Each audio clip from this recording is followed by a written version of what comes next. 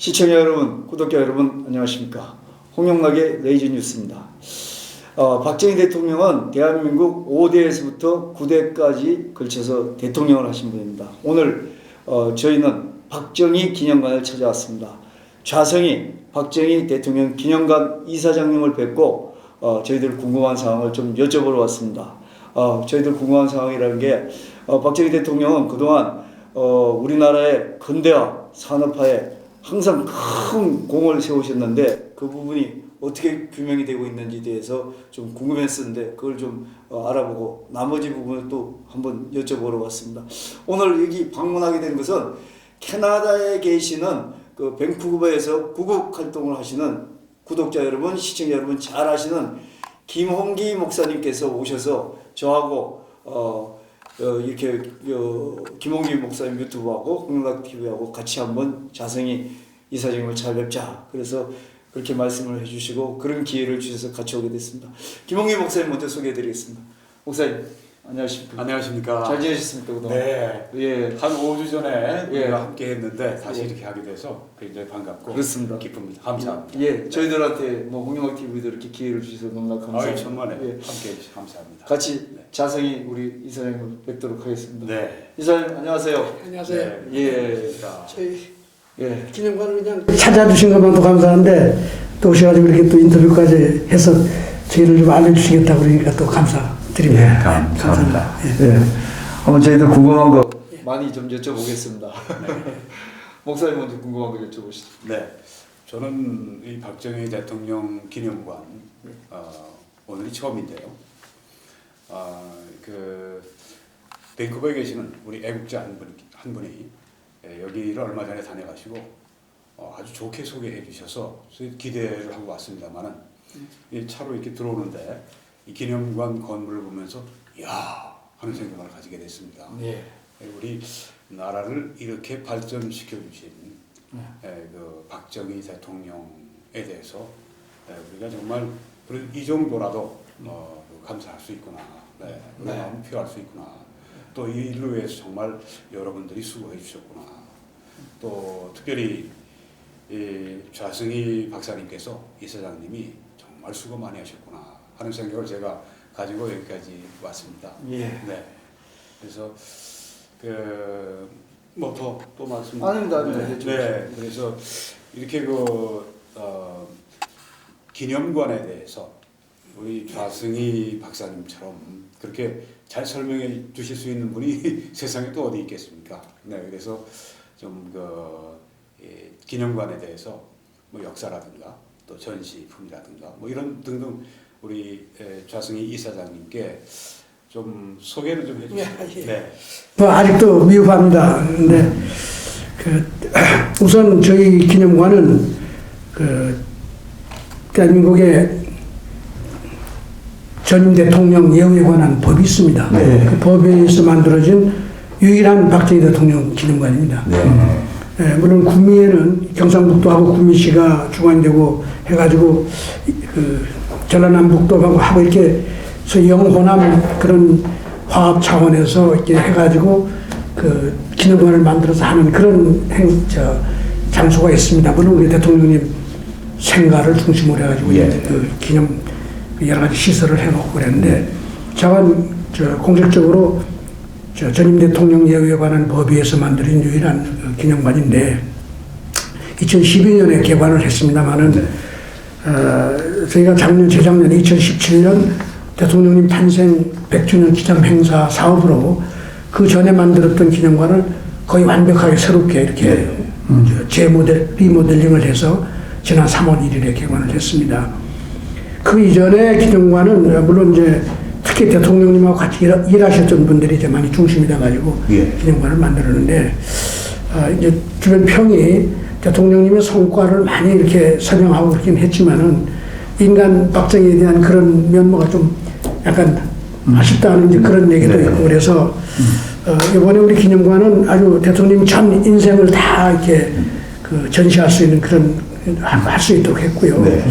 특히 이제 한 가지 이제 우리가 하면서 염두에 뒀던 거는 이 죄송한 말씀이지만 대한민국의 그 현대사하고 관련된 기념관을 한번 가보시면 예를 들면 제주도의 사상박물관이라든가 예를 들면 목포에 뭐 우리 다른 대통령님 뭐 기념관도 있습니다. 이런 데라든가 아니면 우리 세종로의 현대사 박물관 이런 데 가서 보시면은 네. 약간 좀 죄송한 말씀이지만 너무 그 시각이 소위 요즘 시각으로 따른 좌파 이 중심으로 이렇게 얘기가 돼 있어가지고 예. 이 현대사를 많이 왜곡했다는 그런 느낌을 많이 받습니다. 이 중심이 좀 없다는 그런 생각이 많이 들어서 저희가 할 때는 대통령님의 그 시대를 그대로 예. 5.16에 대해서도 저희가 큰 비중을 가지고 그냥 전시를 했고요. 예. 심지어 유신에 대해서도 마찬가지로 숨길 게 하나도 없습니다. 예. 역사는 있는 그대로 그럼요. 전시를 하고 사람들에서 보고 평가하고 전체적인 시각에서 네. 그 시대를 이해를 하려고 해야지 네. 어느 한 조각조각을 보고는 안 되잖아요. 그렇습니다. 그래서 네. 가능한 모든 그 역사적인 사실을 다 있는 그대로 전시를 하자 하는 그런 생각을 가지고 했습니다. 예. 그래서 3월 달에 개관한 이후에 관람객이 상당히 많아졌어요. 네. 그리고 저희가 기념관 전시실을 리모델링을 하면서 잠깐만요. 3월이라 하면 이번에 금년 3월에 재개관. 재개관. 12년에 개관했던 걸 다시 네. 이렇게 했습니다. 그래서 이걸 제 리모델링을 하면서 나가서 보시면 알겠지만은 어린이 박물관을 또 따로 만들었습니다. 네. 원래 있던 그 다른 용도의 건물에다가 유아, 고학년, 저학년 학생들을 위한 그 어린이 기념관도 만들고 예. 이게 또 2층에는 박정희 대통령의 도서실이 도서실이지만 네. 거기에 이제 일반 교양 도서를 많이 비치해서 이번에 이제 교양 도서관이죠. 네. 이런 식으로 이제 이걸 좀 뭐랄까 기능을 확충하고 더 나가면 이제 다른 대통령님들의 그 관련된 그런 어떤 서적도 많이 비치를 해서 예. 대통령님을 연구하는 그런 장소가 다른 데 포함해서 말이죠. 다른 대통령 포함해서 이 대통령 시대 대통령학을 공부하는 사람들이 와서 또 연구도 하고 연구를 할 수 있도록 네. 했고 어린이들만을 위한 또 도서관을 또 따로 이쪽에 만들었습니다. 그래서 이 기능을 일찍 말하자면 대통령님 시대를 전시하는 것뿐만 아니라 알리는 것뿐만 아니라 일종의 지역과 서울 국민들의 이제 문화 공간으로 해서 이렇게 만들어서 하루에 그 어린애들 한 200명 이상씩 와요. 네. 그리고 미국의 아주 유명한 대통령님의 그 기념관도 1년에 한 10만 정도만 넘으면 아주 훌륭한 기념관이라고 그렇게 얘기를 하는데 우리가 한 달에 10,000명 가까이씩 모여요. 그래서 상당히 이제 투자한 성과는 좀 있었다. 이런 생각은 하는데, 근데 문제는 이제 이걸 잘 운영해서 지속 가능해야 되는데, 이게 성금이라든가 후원금이 많이 들어와야 되잖아요. 그런데 이 기념사업을 시작할 때는 어느 정도의 후원금이 있어가지고 이제 정부가 일부 매칭 펀드하는 식으로 좀 했는데, 그래서 이제 시작을 했는데, 이게 지난 한 3, 4년 동안은 말이에요. 성금이 잘 안 들어와요. 그리고 또 이제 아시다시피 정치 지형이 많이 찍히면서, 그렇습니다. 옛날 좀 그렇게 가까이 이렇게 하던 사람도 다 조금 이렇게 멀리 하려고 그러고 해서 했지만은, 저간 특히 그 박근혜 대통령님 그 탄핵 사태 이런 이 와중에는 아주 어려움이 있었는데, 요즘은 또 아시다시피 밖에서도 이제 박정희 대통령에 대한 이 얘기들이 많이 나오잖아요. 그거에 따라서 이제 조금씩 사람이 늘어나는 게 아닌가 해서 희망을 좀 갖습니다. 그래서 더 열심히 해야지 되지 않을까. 아직도 저희는 뭐 할 일이 많고 책도 많이 내고 이렇게 합니다만은 대통령님에 대한 왜곡이 너무 많아요.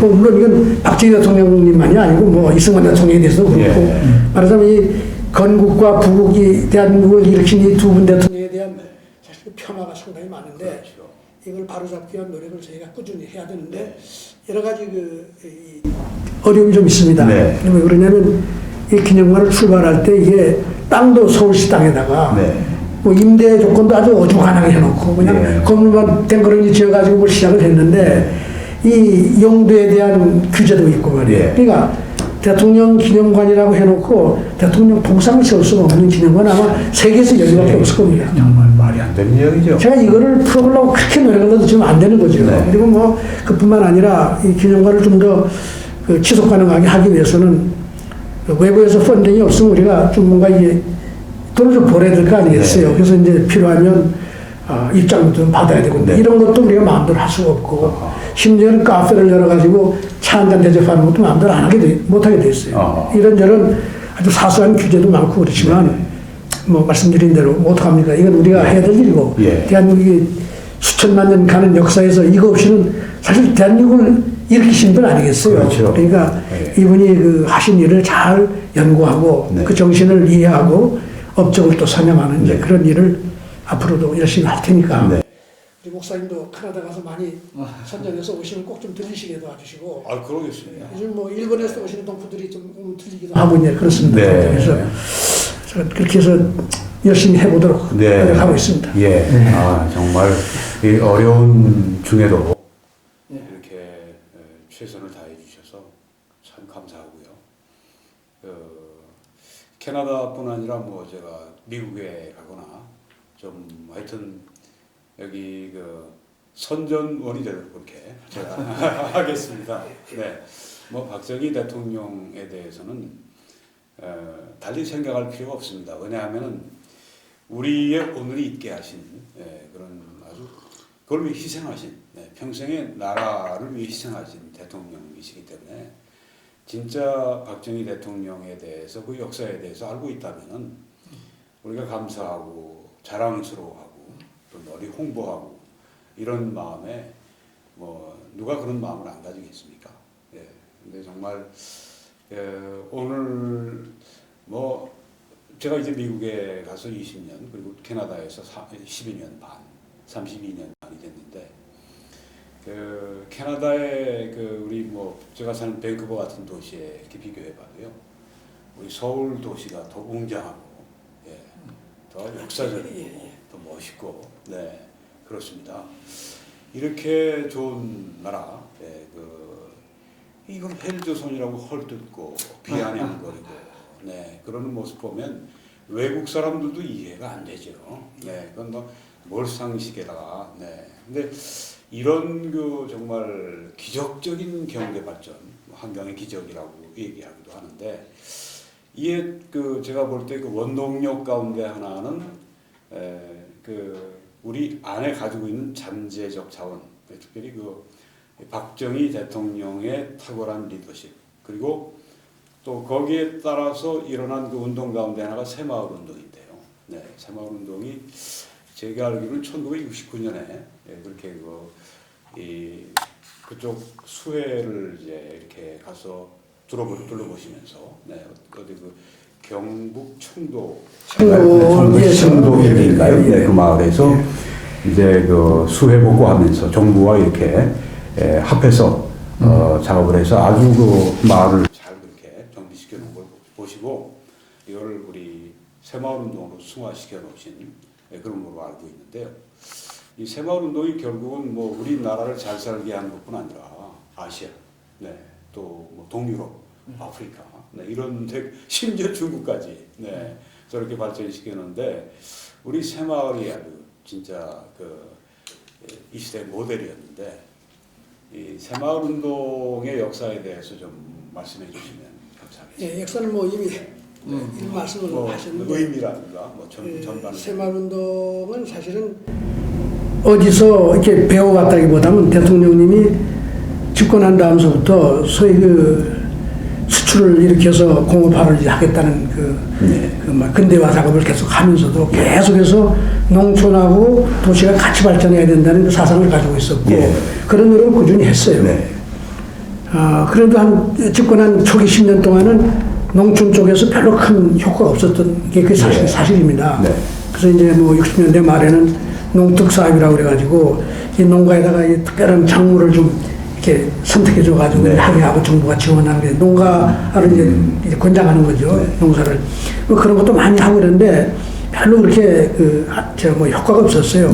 이런 과정에서 대통령님이 아까 여러 가지 이제 개별 이런 사안들을 뭡니까 방문해서 보기도 하고 마을을 보면서 이제 착안해서 한 게 이제 말하자면 1970년 4월 21일 제가 여기가 그 새마을이 날로 정해서 하고 있는데 그게 이제 뭐 시장 앞에서 큰 행사를 하면서 이제 그 말이 처음에 이제 나왔다고 그러긴 합니다만은 어쨌든 그래서 이제 사실 대통령이 아주 고유의 이 정책이었습니다. 그러니까 뭐 외국에 했던 뭐 비슷한 것들 비교를 하고 하는데 그렇게 비교가 될 수가 없는 아주 독특한 정책을 했는데 이게 참 흥미롭고 놀라운 것은요. 금년 노벨 경제학상을 받은 사람이 이제 3사람이에요. 하버드 대학 교수 1사람하고 MIT 대학에는 부부 교수가 이제 받았는데 그 남자는 인도 사람이고 이제 이렇습니다만 그럼 자승희 박사님이 경제학 박사 아니시죠? 예, 그렇습니다. 그 미국의 어느 대학에서 받으셨죠?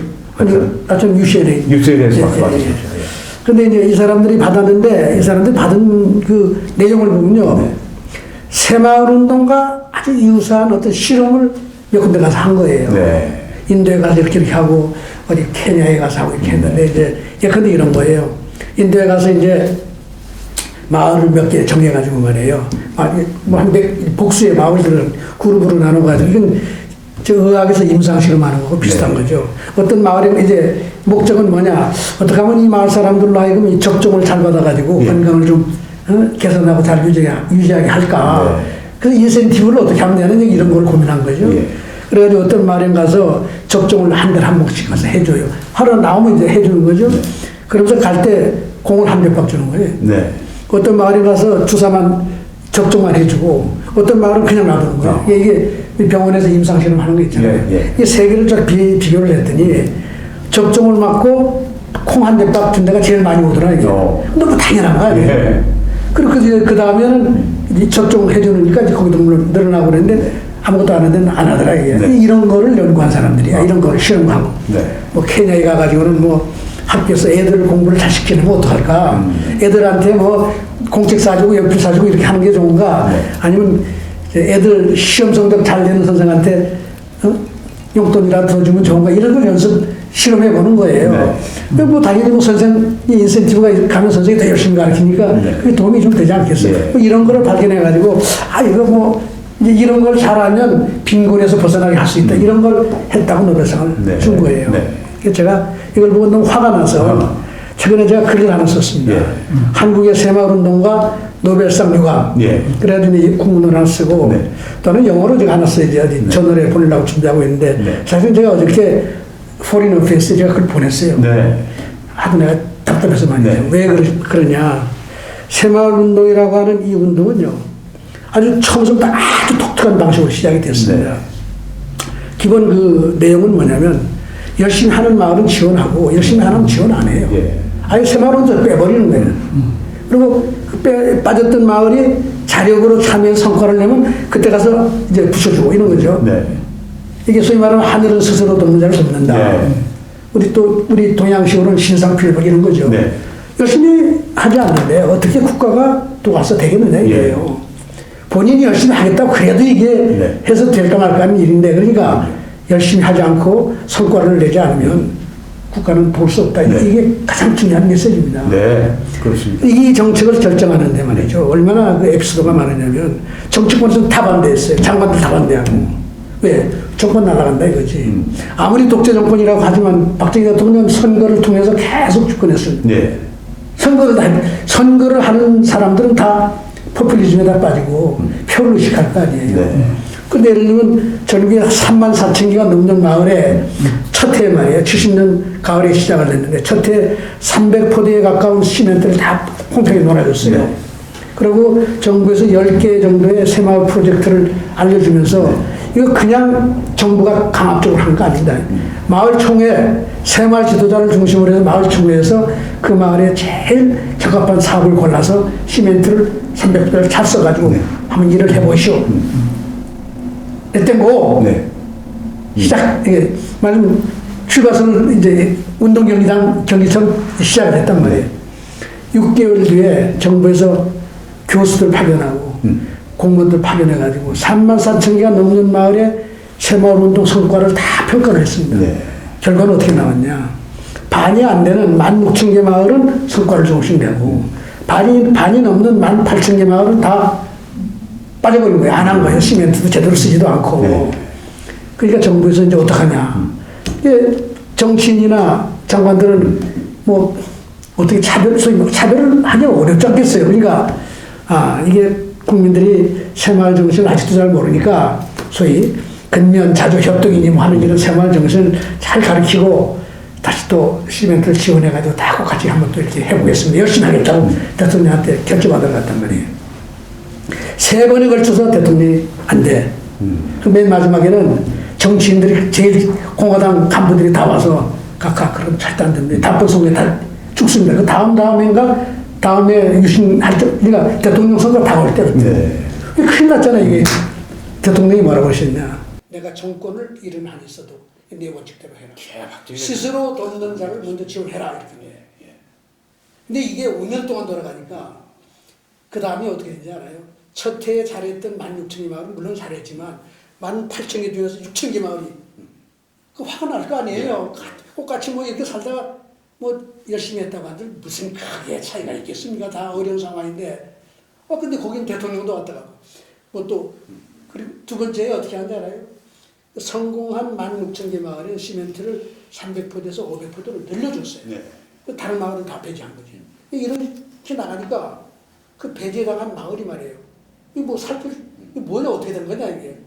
근데 어디 가서 뭐 요즘 같은 백을 쓸 수가 없잖아요. 대통령이 안 된다고 그러니까. 네. 하숙씩 가서 배워야지. 이게 6,000개 그다음 계속 넘어오면서 5년 사이에 전국 모든 마을이 자주 마을이 다 올라갔단 말이에요. 그리고 그 결과가 어떻게 됐냐. 전국 그 비교를 해보면 도시와 농촌 소득이 평균 가구당 소득이 농촌이랑 도시 70% 정도밖에 안 됐어요. 근데 100%가 5년 뒤에 넘어갔단 말이에요.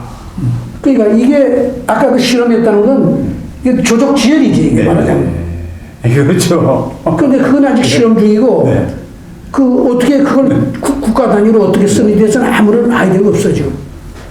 어떻게 이거를 노벨상을 주냐. 그래서 내가 거기다 그래다 뭐라고 썼냐.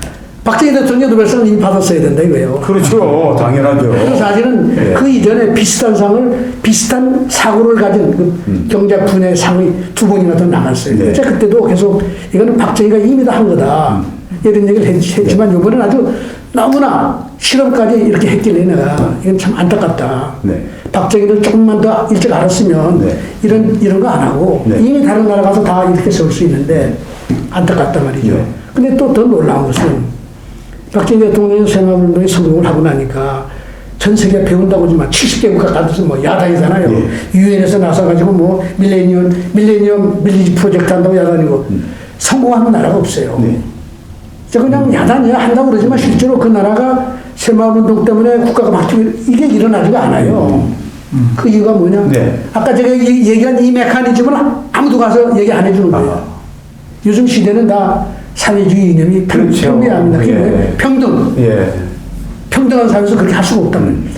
민주주의 하는 나라가 그렇게 할 수 있는 나라가 없는 거예요. 그러니까 처음에 가서 돈을 지원하고 몇 개 마을을 해가지고 시작을 하지만 이걸 전국적으로 퍼져나가게 해야 될 거예요. 그렇게 하는 나라도 하나도 없고 여러 개 마을을 포함시켜서 성과를 따져가지고 잘했냐 못했냐 따지는 데 한 군데도 없어요.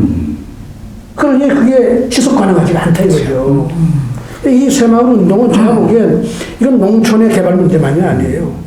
박정희 대통령 시대 경제정책을 잘 연구를 해보면요.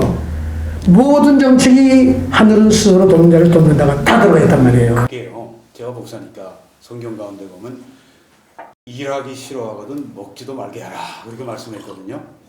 아주 그대로 딱 들어맞는 내 성경적인 정책인데 요새 같아서는 뭐 그냥 놀고 먹는데도 그냥 돈 쥐어주고 이렇게 해서 나라의 젊은이들이 어떻게 이 격변하는 국제 정세 속에서 나라를 이끌어갈 수 있겠습니까?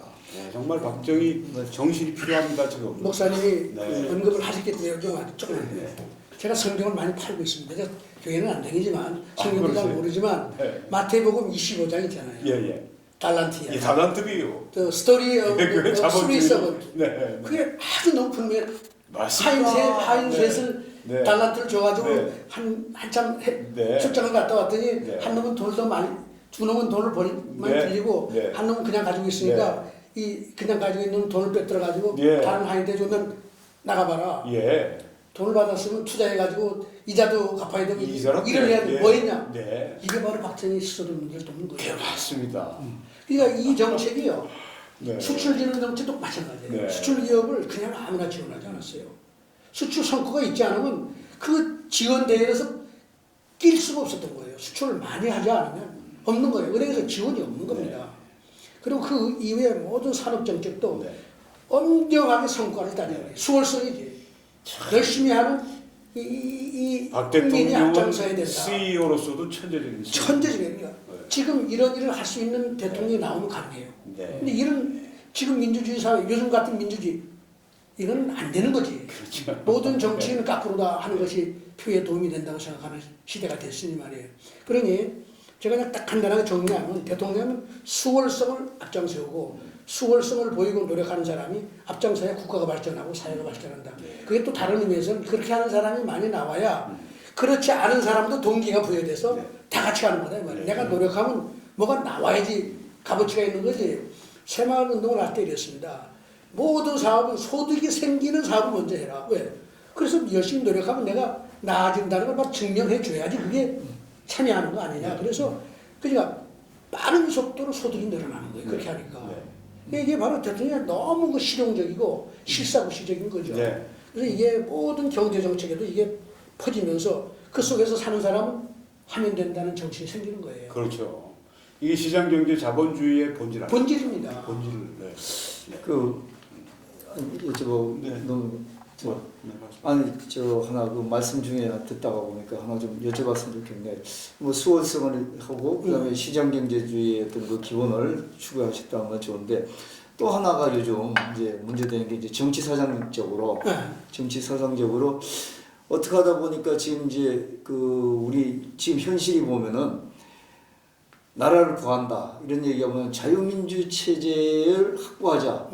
이게 요즘에 어떤 그 뜻있는 사람들의 주장이거든요. 근데 자유민주주의 체제 확보라는 게 기본적으로 박정희 대통령이 그 이승만 정권, 장면 정권에서 그 국시로 얘기했던 반공정신을 개성을 해가지고 그런 어떤 정치 사상으로 우리나라에 그렇게 접목을 시키니까 좀 어렵습니까 이게? 아니.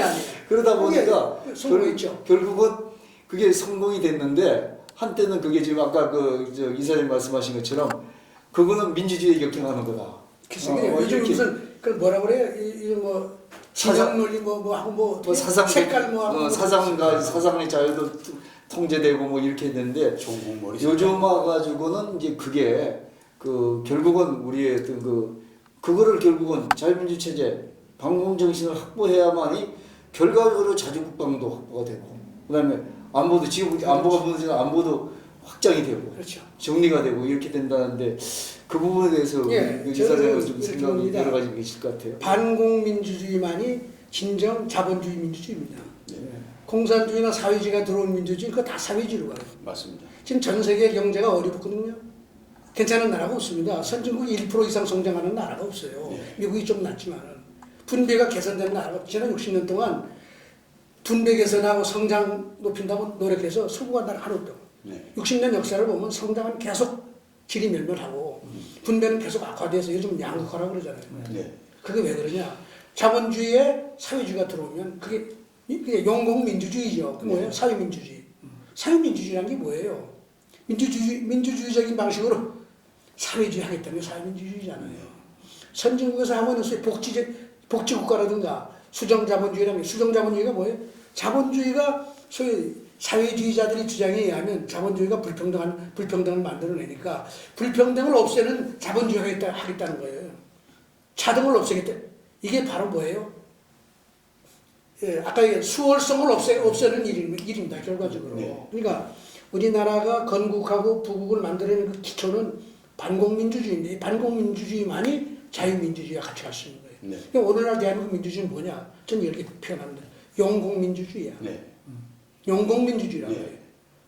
공산주의도 좋고 사회주의도 다 포용하는 민주주의를 하겠다고 그러는데 그런 나라는 반드시 경제가 망하게 돼 있어요. 그렇게 되어 있습니다. 지금 우리 전시실에 가시면 방 안에 대통령 어록을 쫙 해놨는데요. 민주주의에 대한 놀라운 그 통찰력, 문제가 어디서 오느냐 아주 너무나 다 해놨어요. 지금 이 벌어지는 모든 문제의 그 원인이 거기 가면 다 있습니다. 나중에 한번 기회가 되면 와서 보시고요. 그래서 저는 이렇게 봅니다. 전 세계가 지금 아까도 말씀드렸지만 2차 세계대전 이후에 평등한 사회를 추구한 게 전 세계가 걸어온 길이에요. 뭐 사회주의도 평등을 추구했고 자본주의도 소위 말하면 불평등을 완화해서 재분배하고 이렇게 해서 재분배한다는 게 수월성을 없애는 것과 같은 거예요. 결과적으로는. 그게 사실은 전부 다 사회주의 공산주의 이념을 자본주의 속에 집어넣어가지고 하겠다는 민주주의적인 방식으로 하겠다는 그런 건데 저는 이건 용공민주주의라고 네. 봐요. 박정희 대통령은 철저히 그걸 막았습니다. 네. 그러니까. 우리가 그걸 허용하면 경제를 일으킬 수가 없는 거예요. 예. 그래서 제가 좀 걱정스러운 거는 박정희 사후에 박정희 대통령은 그 독재니 뭐냐 하는 이런 이름으로 말이죠. 반대로 한다는 게 오늘날 대한민국 현재거든요. 그 반대로 한 첫 번째가 수월성에 반하는 일을 하는 거예요. 평등사회를 만들겠다 그런 겁니다. 예. 그렇죠? 그 민주주의가 그걸 수용하고. 그래서 요즘은요, 제가 좀 솔직히 말씀드려서 대한민국 정치권의 여야를 막론하고 네. 전부 다 사회주의 이념을 수용하고 있어요. 네. 그래서 저는 솔직히 말해서 우파가 정권을 잡아도 이 사람들만큼 더 잘하리라 좀 확신이 안 써요. 네. 이런 겁니다. 지금 이 현재 정권을 잡은 사람들이 가는 길이 달려가는 게 한 100m가 있다면 우파라고 하는 정당은 한 70m가 있어요. 본질은 다 같은 거예요. 네. 그러니까 정책의 패러다임이 같다 이거야. 뭐냐? 약자 우선에. 열심히 하지 않는 사람 우선인 거예요. 예. 학교에서도 공부 안 하는 학생 우선에. 네. 가난한 학생 우선이고 공부 잘하는 학생 잠금 안 주는 거. 요즘 다 그렇게 하잖아요. 예. 이게 잘 보세요. 과학기술연구원, 과학기술학대에서도 열심히 하는 과학자 작대 되지 못하거든요. 네. 그러니까 아까 박정희 대통령 시절에 했던 그 수월성을 추구하는 정신이 온통 다 사라진 거예요. 네. 그 정도가 다를 뿐이야, 여야가 지금. 그러니까 지난 30년을 우리가 회고해 보면 박정희 대통령이 했던 정책 패러다임, 스스로 돕는 자를 돕는 것만이 국가를 부강하게 하고 근대화를 일으키는 일이다. 물론 그것의 구체적인 방법은 반공민주주의죠. 네. 이거를 다 버렸단 말이에요.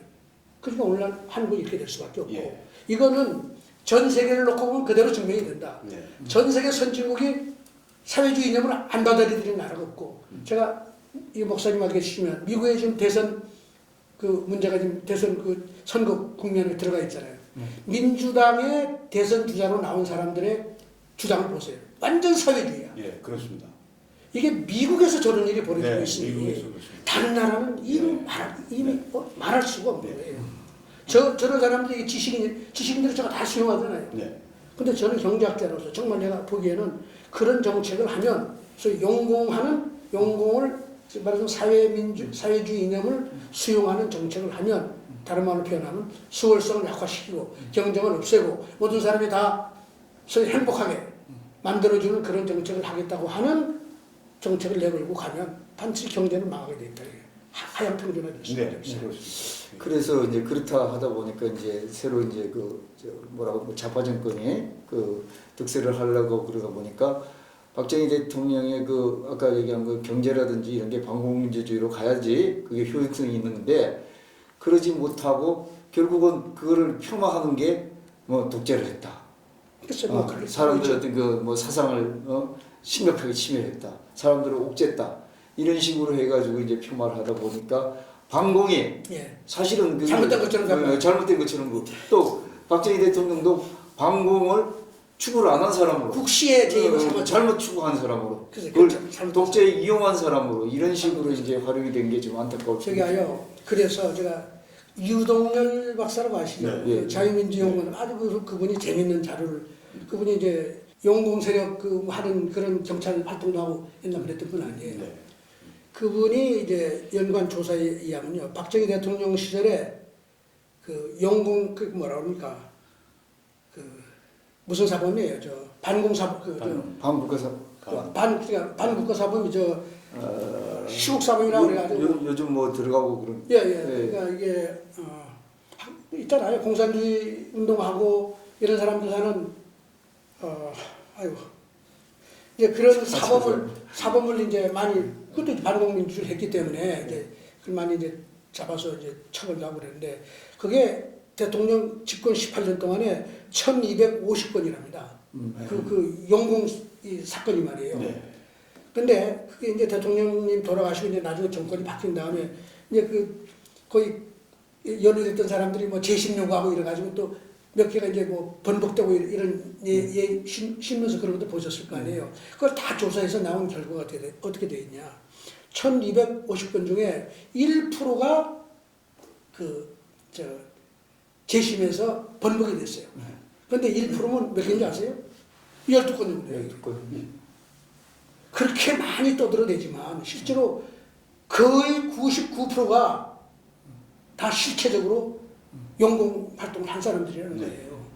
근데 그 1.25%도 그 번복된 것도 내용을 보면 그 사안이 용공 활동을 안 해서가 아니라 그 활동을 했지만은 그걸 처리하는 과정에서 법 절차를 위반했거나 이래가지고 번복이 되었다는 거예요. 그러니까 그분의 주장은 1250건에 해당하는 그렇게 막대한 용공 사건이 벌어졌고 그 다 실체적인 사실로 된 거기 때문에 이거를 가지고 독재라고 얘기하면 안 된다는 거예요. 인권 유린이 아니다 하는 거를 그 사람이 이제 뭐 아주 사방에서 얘기를 하고 계시죠. 그래서 저는 이제 그 박정희 대통령에 대해서 뭐 얘기할 때 예를 들면 그러고 장기 집권하기 위해서 모든 걸 했다 이런 거 아니에요.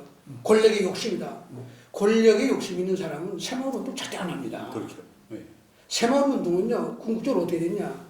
그게 옛날 그 시골에 가면 말이죠. 옛날 양반들 있고 지주 있고 뭐 이장 있고 다 있어요. 이런 사람이 다 배제되고 젊은 새로운 사람들이 나서서 새마을 지도자를 하면서 모든 결정을 새마을 총회에서 결정을 했어요. 이런 민주주의적인 방식으로 하는 예가 없습니다. 그러니까 새마을 운동이 바로 오늘날 민주 시민 그 의식 함양의 도장이다. 대통령이 이미 그렇게 얘기를 했거든요. 이렇게 하는 독재자가 어디 있냐 이거예요. 그리고 그 사람이 한 그 모든 정책을 보면 사람들이 정권 유지를 위해서 했다 이렇게 비판하고 그러는데 그걸 우리가 정말 다시 제대로 잘 보면 성과를 하겠다고 한 성과를 내지 못한 게 없어요. 그냥 이분만큼 약속을 제대로 100% 지킨 사람이 없다는 거야. 맞습니다. 그러면 그거는 정말 그 정권적으로 한 거냐 이 말이에요. 네. 그러니까 이거는 너무나 와서 이제 뭐 아시겠지만 이제 시대가 뭐 이렇게 되고 뭐 그동안 우리가 잘못한 것이죠. 지난 30년 동안 40년 동안 소위 말하자면 서구의 그 흐름에 휩쓸려 가지고 말이에요. 그 반공민주주의 다 없애고 말이에요. 사실 그러니까 대한민국의 뭐 반 이상이 좌파 사고에 젖어 있는 거 아닙니까? 이게 이러니 우리나라가 아까 제가 말씀드린 대로 전 더 걱정되는 건 남북이 많이 통합이 되면요. 통일이 되면 선거는 반드시 사회주의로 갑니다.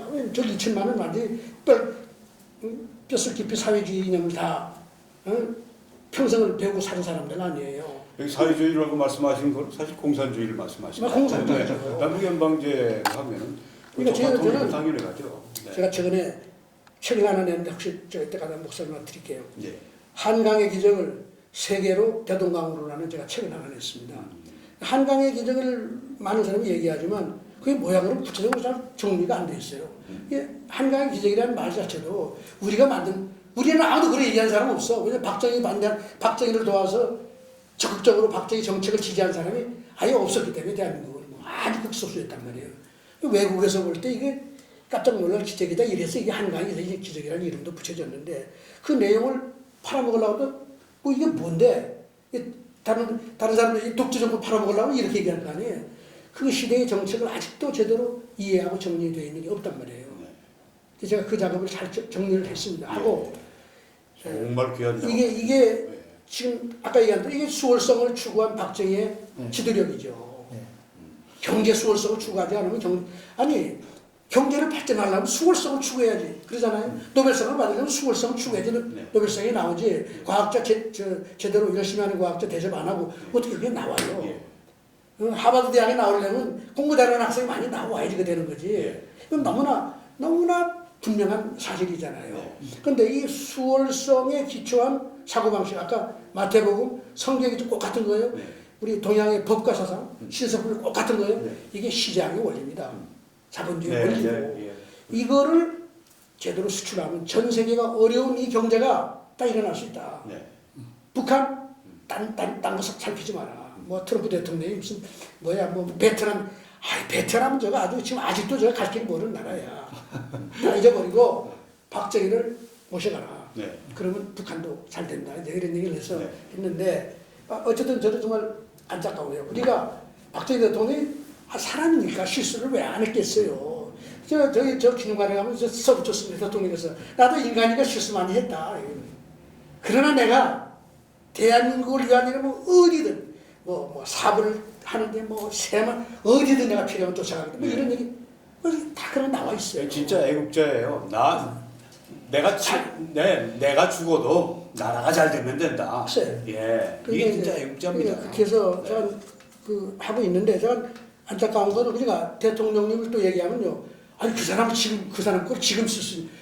그 사람의 철학과 사상을 제대로 해서 우리가 쓰면 오늘날 대한민국도 도움이 되고 북한도 도움이 되고 세계도 도움이 되지 않겠느냐. 그럼요. 아까 뭐 새마을 정신도 마찬가지지만 방공도 예. 지금 다시 써야 될 시기에 와 있지 않습니까? 물론. 예, 예. 그래서 더 얘기할 시간 많이 지났어.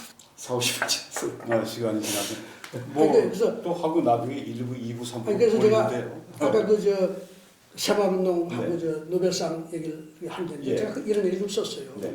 박정희 대통령의 경제정책 패러다임 이게 진정한 의미의 자본주의 정신을 제대로 실천한 거다. 네. 그동안 여러분들이 전 세계 얘기하는 자본주의는 틀린 거다 이게. 왜 칼 막스가 너무 많이 들어가 있어 이게. 네. 그러니까 안 되는데 예. 칼 막스를 아버지처럼 모셔서 자본주의에 썩다 보니까 자본주의가 안 되잖아요. 네. 그러면 뭐라 그러냐 이게 자본주의 문제라는 거야. 너 그게 아니라 이건 자본주의 문제가 아니라 사회주의 공산주의의 문제다. 예. 그걸 제대로 알아야지 되는데 예. 그럼 진정한 의미의 자본주의 정신은 어디 있냐? 이 박정희 대통령이 네. 이거 가져가라. 예. 제가 그 얘기를 써서 네. 제가 많이 선언하려고 노력을 하고 있죠. 예. 참 정말 베스트셀러가 돼야 되는 그런 그렇죠. 책이고, 네, 정말 그 학자로서 따진다면 좌승희 박사님이 노벨상 아이고. 수상. 그런데 제가 도서관에 가시면 제가 영문으로 네. 2017년에 책을 2권 냈습니다. 네. A General Theory of Economic Development. 네. 그래서 부제를 뭐라고 붙이지 않아요? 네. Two words, Capitalist Manifesto. 음. 진정한 의미의 자본주의 경작인데 이게 네. 바로 박정희 경작이다. 네. 그리고 그걸 적용해서 제가 한국의 흥망성쇠라는 책을 썼어요. 네. The Rise and Fall 예. of Korea's Economic 네. Development. Lessons for 네. Developing and Developed Economies. 네. 그 두 권을 어디서 낸지 알아요? 첫 번째 책은 에드워드 엘가, 네. 영국이에요. 네. 두 번째 책은 맥밀란. 네. 제 책을 2권 냈는데 예. 도서관에 있습니다. 네. 아직 뭐 외부에서 많이 알리지는 않지만 네. 않았지만 많이 봐요. 네. 엑스트라 접속 건수도 많고 이제 그것이 한데 예. 저는 박정희의 이 사상이 이 네. 철학이 네. 경제적인 예. 이 정책하는 이게 인류 70억 인류의 네. 미래에 네. 도움이 될 수 있다 하는 그 얘기를 책 앞에다가 딱 썼습니다. 네. 이거 뭐 검증된 거 아닙니까? 그러니까 제가 자신 있게 얘기를 합니다. 예. 우리 같이 잿더미에서 일어났고. 경험 네. 실제 경험한 일은 없어요. 그럼요. 이거는 너무나 뭐라 와서 봐라 이게 바로 그거다 이렇게 예, 하셨잖아요. 예. 60년대 그 혼돈, 가난, 그렇죠. 네, 이 시대에 진짜 샛별같이 일어나서, 네, 이게 이렇게 한강의 기적을 이루는 그 배경에 물론 한미 동맹이라고 하는 배경이 있었지만은, 네, 이런 그 내부적인 이 그 내공이 없이는 이게 이루어질 수 없었던 기적이.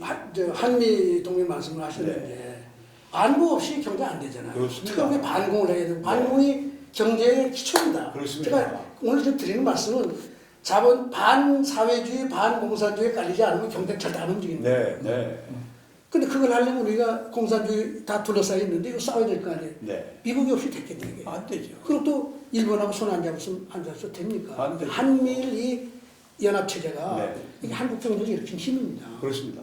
오늘 와서 이제 뭐 여러 가지 이유로 이 저 정부에서 그걸 자꾸 폄하하고 뭐 네. 지소미아 문제가 나오는데 이건 정말 과거 역사도 모르고 이 진짜 뭐가 중요한지를 잘 모르는 사람들이 하는 거 아니냐. 제가 오늘 질문을 드리기 위해서 좀 몇 자료를 써놔봤는데요.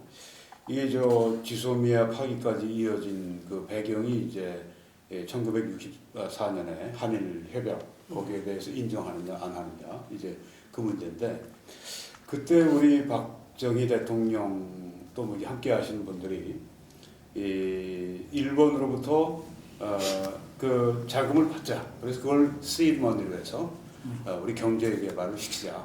그렇게 되면 경제 개발 자체가 우리 안보에 기여를 하는 것이다. 그분들 생각하는 것은 미래를 위해서 발전적으로 사고를 했고요. 그리고 실용적으로 사고를 했고 또 호혜적으로 사고를 했습니다. 네, 뭐 일본과 교류하면 일본도 잘 될 것이고, 네. 근데 요새 하는 걸 보면 이건 완전히 과거에 얽매여서 사고가 퇴행적이고 또 편로의식한 정략적이고 또 아주 그냥 그 고립적이고 네. 진짜 아주 그 이 발전과 성장과 정반대가 되는 네, 이런 길을 걸어가고 있는데 참 너무 안타깝습니다. 예, 예. 그래서 뭐 얼마 전에 100년 전쟁이라고 뭐 네. 참 이런 아니 역사를 이승만 박정희를 말도 안 돼. 친일이라고 얘기하는 말이에요. 이건 사실에 너무 안 맞는 거야. 어떻게 선전을 하든 생각해 보세요. 이승만 대통령 평생 독립운동했고 네. 그분은 정권 잡고서 일본하고 심지어는 국교 정상화도 못하겠다 그러고 예. 버틴 사람은 얼마나 이제 천추의 한이 아니겠습니까? 예. 일본에 대해서. 그래서 저는 사실 시대적으로 보면 일본하고 손을 잡는 것이 불가피했다고 생각은 하지만 이승만 대통령을 좀 비판할 수가 없다고 봐요. 예. 그 사람은 그 체험을 한 사람이기 때문에 어떻게 그 사람하고 같이 가려고 할 수가 있냐 이 말이에요. 그러니까 일본을 도저히 용납 못한 거 아니에요. 근데 그 사람은 신이라고 한다. 말이 안 되잖아요.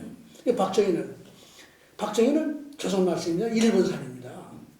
태어나기 일제시대 태어났고 일제 교육을 받았잖아요. 네. 그 시대 대한민국 모든 사람이 일제지. 네. 일산이죠. 일산 말하잖아요. 네. 그러나 그 사람은 어떻게 한 줄 알아요? 실용적으로 생각을 어떻게 했냐. 일본을 이용해서 일본을 극복하겠다는 거지. 네. 이 사람은 계속 일본을 극복해야 된다고. 예. 일본이 왜 겁이 나냐 이거야. 내가 해보니까 육사 가서 해보니까 아무것도 아니더라 이거야. 육사 우등으로 졸업하고 그랬잖아요. 예. 내가 해보니까 아무것도 아니야 이놈들 말이야. 왜 질질 이게 말하자면 겁먹냐 이거죠. 필요하면 우리가 미래지향적으로 협상해가지고 돈을 받아서 우리가 투자를 해서 나중에 일본을 뛰어넘으면 될 거 아니냐. 전 지금도 마찬가지야. 조금만 더 노력하면 일본을 앞설 수 있어요. 네. 이런 식으로 해서 절대 안 되는 거예요. 안 되죠. 왜 그 정신을 못 배우게? 예. 박정희가 이걸 가지고는 이게 친일이라고 얘기할 수 있는 얘기예요. 박정희가 없었으면 대한민국이 지금 일본하고 대화라도 이게 소위 맞짱이라 네. 맞짱은 아니죠. 요즘도 안 되지만 예. 어떻게 그것도 불가능한 거 아니에요? 이 사람은 철저하게 우리가 일어서서 일본을 극복하면 그 우리가 이기는 거다. 네. 근데 이 두 사람을 친일로 몰아가지고 이렇게 한다는 게 이게 말이 되냐 네. 이거죠. 네. 학교에서도 그렇게 가르치고 말이에요. 참 정말 대신의 역사. 그 시대에 살았다는 걸 가지고 자꾸 그렇게 얘기하면은 네. 그거는 뭐 모르는 후세대들이야. 그 시대에 살았으니까 그 시대 그 장교도 했고 뭐 그렇게 했으니까 친일이다 뭐 이렇게 얘기하면은 그 정서적으로는 그럴 수가 있더라도 김대중 대통령님도 다 이름 다 바꿨잖아요. 자, 그 당시 다 그렇게 그게 보통 평범한 사람들이 사는 방식이고 이게 나라를 뺏긴 그 위정자들이 문제고 그 왕조가 문제지. 거기서 우매한 백성들이 말이에요. 그 살아남기 위해서 그 상에 무슨 죄가 되냐 이거예요. 그리고 저 일산이라고 한 얘기는 그 당시 세대는 전부 다 일산, 저 표현이 이상하지만은 일제시대 다 태어나고 그 교육을 받았으니 그거 어떡하란 말이냐 이게. 그 사람들 다 그럼 신이라고 얘기해? 그건 아니잖아요. 그래서 우리가 좀 그 비례지향적으로 그래서 저는 이런 얘기를 합니다. 이승만 대통령 착자리 미국을 이용했잖아요. 그래서 제가 이용일 이 대통령이 미국을 이용하고 그리고 박정희는 이용이 미국을 이용하고 박용일 박정희는 일본을 이용해야 대한민국은 미국과 일본을 이용해서 우리가 오늘날까지 왔다. 뭐 그거 없었으면 안 되는 거죠. 안도도 마찬가지고 여러 가지 그게 다소 이렇게 잘 시너지가 난 거 아니겠어요?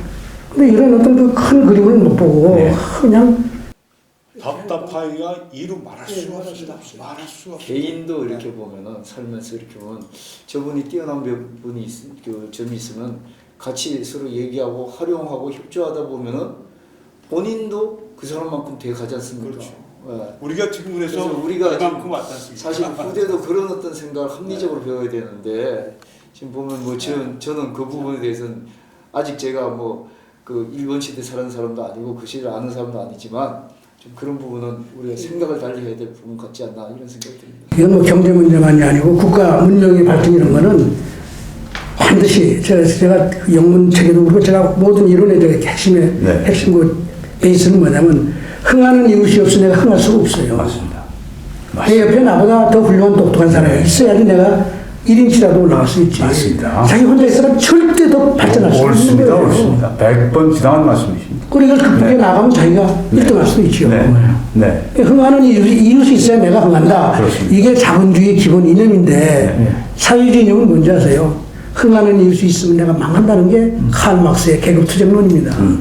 잘못 근데 간단하게 얘기하면 사회주의 공산주의 이념은 나보다 똑똑하고 잘난 놈 없애지 않으면 내가 절대 다툴 길이 없다고 생각하는 사람들이에요. 그게 사회주의 이념입니다. 예. 근데 자본주의는 바로 그 사람이 나의 스승이다. 내가 배울 수 있는 사람이고 같이 시너지를 내지 않으면 안 된다는 이 긍정적이고 미래지향적인 생각이 바로 자본주의의 본질이거든요. 이 사람이 지금 정반대로 가고 있는 게 아닌가. 이게 걱정스러운 거예요. 네. 지금 시간 바깥에 와서 바깥에서 지금 또 이사장님 순서가 기다리고 계십니다. 예. 그리고 제가 너무 얘기를 많이 아닙니다. 정리가 이렇게 된 것 같아요. 목사님이 새마을운동 정신에 대해서 여쭤봤는데 이사장님께서 명쾌하게 박 대통령의 수호성에서 기인한 거다. 그래서 그 수호성을 통해서 경제 발전이 다 된 거다. 그러면서 그 수호성을 기초로 해서 우리의 방공정신으로 그 방공정신이 있어야만이 경제 발전이 되지. 그 방공정신이 없이 다른 사회주의나 공산주의 가지고는 경제 발전이 수월성을 주기가지면 되는 거죠. 예. 흥하는 이웃이 있으면 내가 망한다고 생각하는 세대이기 때문에 불가피한 거예요. 그래서 결과적으로 지금의 주변에 우리가 우호적인 국가들하고는 그러니까 쉽게 얘기해서 미국이라든지 일본하고는 같이 협력을 해야 된다.